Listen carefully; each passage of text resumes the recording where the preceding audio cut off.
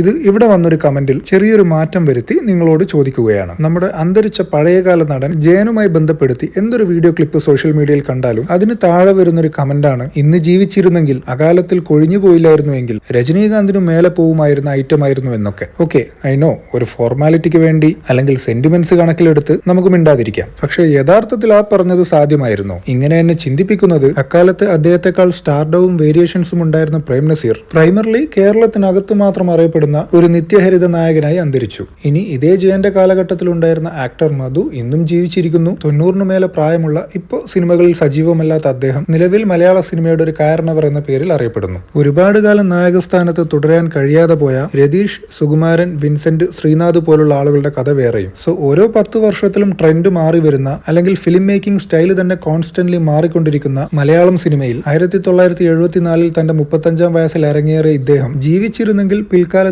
India മൊത്തം അറിയപ്പെടുന്ന ഒരു നടനായി മാറുമായിരുന്നു എന്നത് ഒരു സെന്റിമെന്റ്സിന്റെ പുറത്തു വരുന്ന വാചകമായാണ് എനിക്ക് തോന്നുന്നത്.